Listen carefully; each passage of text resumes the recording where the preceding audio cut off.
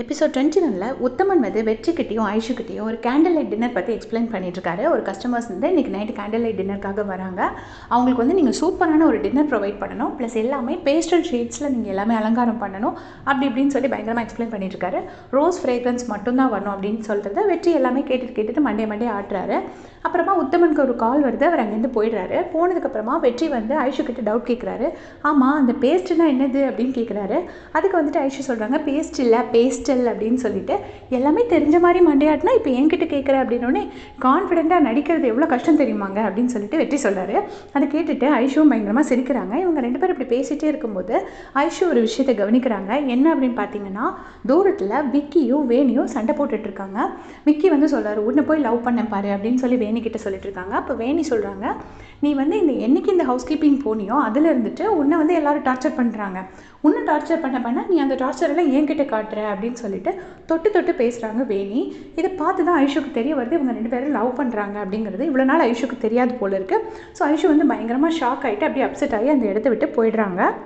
இங்கே பார்த்தீங்கன்னா ராஜனும் ரியாவும் பேசிகிட்டு இருக்காங்க. அப்போ ரியா வந்து ராஜன் கிட்ட கேட்டுட்டு இருக்காங்க, ஏன் நம்ம ரெஸ்டாரண்ட்டில் எல்லா ஃபுட்டும் இவ்வளோ செலவாக இருக்குது, அப்புறம் ரெஸ்டாரண்ட்டோட ப்ராஃபிட் மார்ஜின் வந்து ரொம்பவே கம்மியாக இருக்குது, ஏன் இதெல்லாம் பற்றி இவ்வளோ நாள் நீங்கள் ஆக்ஷன் எடுக்காமல் இருக்கீங்க அப்படின்னு சொல்லி கேட்டோடனே ராஜன் சொல்கிறாரு, இது எல்லாத்துக்கும் உங்கள் நெடுமாறன் அங்கிள் தான் காரணம், அவர்கிட்ட போய் பேசியாச்சு, உன்னால் முடிஞ்சால் பேசிப்பாரு அப்படின்னு சொல்லி சொல்கிறாங்க. உடனே அதுக்கு ரியா சொல்கிறாங்க, இதுக்கு என்ன பேசிட்டா போச்சு அப்படின்னு சொன்னோடனே ராஜன் சொல்கிறாரு, நான் சும்மா சொன்னேன், நீ எல்லாம் போய் கேட்காத, நீ கேட்டாலும் அவர் உன்னை கண்டுக்கவே மாட்டார், நீ சின்ன வயசில் பார்த்த அங்கிள் நெடுமாறன் அங்கிள் இப்போ கிடையாது, இப்போ இருக்கிறது வேறு ஆள் அப்படின்னு சொல்லிட்டு சொல்கிறாரு.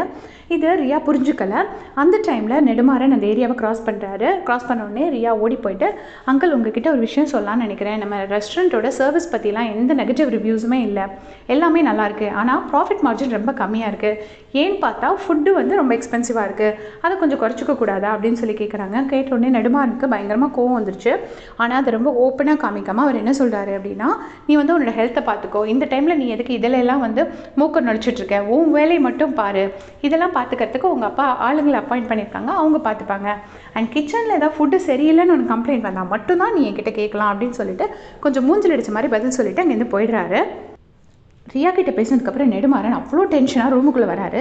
நான் தூக்கி வளர்ந்த குழந்தை இன்றைக்கி எனக்கே அட்வைஸ் பண்ணுறாளா கிச்சனுக்கு எப்படி செலவு பண்ணணும் அப்படின்னு சொல்லிட்டு பயங்கர கடுப்பில் இருக்கார். அந்த டைமில் ஐஷு உள்ளே வராங்க ஷெஃப்னு கூப்பிட்டுக்கிட்டே. அப்போ வந்து ஆடு மாடு நுழையிற மாதிரி உள்ளே வந்துருவியா அப்படின்னு சொல்லி மூஞ்சில் அடித்த மாதிரி ஐஷு கிட்ட சொல்கிறாங்க. இது கேட்டு ஐஷு வந்து ரொம்பவே ஒரு மாதிரி ஷாக் ஆகிட்டாங்க. அப்போ வந்து சொல்கிறாங்க, இல்லை இன்றைக்கி நைட்டு கேண்டில் லைட் டின்னர் இருக்குது, அதுக்கான மெனுவெல்லாம் நாங்கள் ப்ரிப்பேர் பண்ணி வச்சுருக்கோம், நீங்கள் பார்த்துட்டு ஓகே சொல்லிட்டீங்கன்னா நாங்கள் ப்ரிப்பேர் ஸ்டார்ட் பண்ணிடுவோம் அப்படின்னு சொல்லிட்டு ஐஷு சொல்கிறாங்க. அதுக்கு இவர் வந்துட்டு அதெல்லாம் நான் பார்த்துக்கிறேன், வேலையை பாரு அப்படின்னு சொல்லி பயங்கரமாக கோவப்படுறாரு. கோவப்பட்டோடனே ஐஷு கேட்குறாங்க, ரூம் நம்பர் 211 வந்து ஒரு கெஸ்ட் வந்துட்டு பனங்காய் குழம்பு வேணும் அப்படின்னு சொல்லி சொல்கிறாங்க, அது வந்து 15 இயர்ஸ்க்கு முன்னாடி இங்கே சாப்பிட்டாராம், அதே டேஸ்ட்டில் வேணும் அப்படின்னு சொல்லி கேட்குறாங்க. அப்படின்னோடனே அந்த பனங்காய் மண்டை எனக்கு வேறு வேலையே இல்லையா அப்படின்னு சொல்லிட்டு திட்டிட்டு அவனை நான் பார்த்துக்கிறேன், நீங்கள் போய் உங்கள் வேலையை பாருங்கள் அப்படின்னு சொல்லிட்டு ஐஷு கோமா அனுப்பிச்சி வச்சிடுறாரு.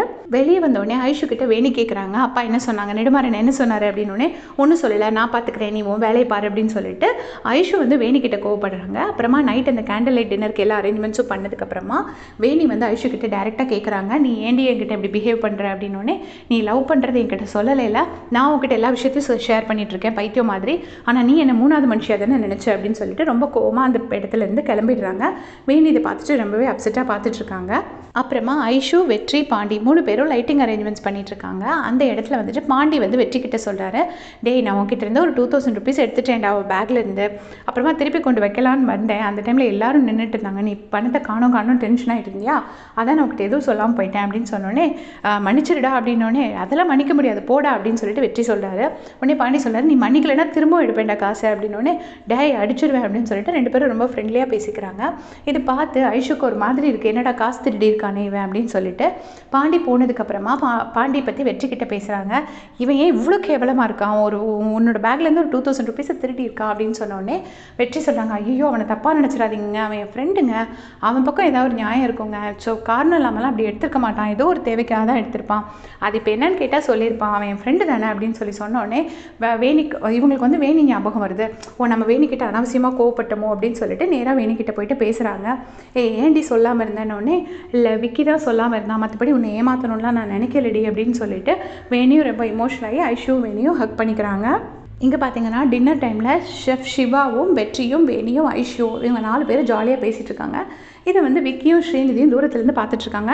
பார்த்துக்கிட்டு விக்கி வந்து செம்மையாக கடுப்பாயிட்டு இருக்காரு. இவங்க 4 பேர் அடிக்கிற கூத்து என்னால் பார்க்க முடியல, எனக்கு என்னோட கண்ட்ரோலை லூஸ் பண்ணுறேன் அப்படின்னோடனே ஸ்ரீநிதி சொல்கிறாங்க, முதல்ல நீ இவங்க 4 பேரையும் பார்க்காத, இந்த இடத்த விட்டு காலி பண்ணு, நான் இருக்கேன் உனக்கு அப்படின்னு சொல்லி சமாதானம் சொல்கிறாங்க. ஆனால் விக்கி இவங்க 4 பேரையும் பார்த்துட்டு செம கடுப்பாயிட்டு போயிட்டாரு அந்த இடத்த விட்டுட்டு. அப்புறமா பாண்டியும் வெற்றியும் என்ன பண்ணுறாங்கன்னா, அந்த கேண்டில் லைட் டின்னர் உள்ள மிச்ச ஃபுட்டெல்லாம் எடுத்துகிட்டு பவானிகா வீட்டுக்கு வராங்க. அங்கே பார்த்தீங்கன்னா பவானிகா பொண்ணுக்கும் அவங்களுக்கும் பயங்கரமாக உள்ள வீட்டுக்குள்ளே சண்டை நடந்துட்டுருக்கு. அந்த பொண்ணு ஃபீஸ் கேட்குறா, இவங்ககிட்ட ஃபீஸ் கட்ட பணம் இல்லை.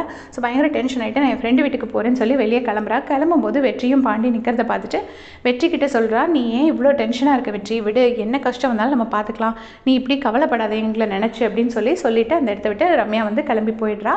அப்புறமா பவானிக்கா சொல்கிறாங்க, ஏன்டா வெற்றி எப்போ பார்த்தாலும் இப்படி சோகமாகவே மூஞ்சி வச்சுட்ருக்க, உன் மூஞ்சி பார்த்தா தாண்டா எனக்கு கஷ்டம் இருக்கிறதே ஞாபகம் வருது, நீ கொண்டா எனக்கு பசிக்குது நான் சாப்பிட போகிறேன்னு சொல்லிட்டு சாப்பிட போயிடுறாங்க.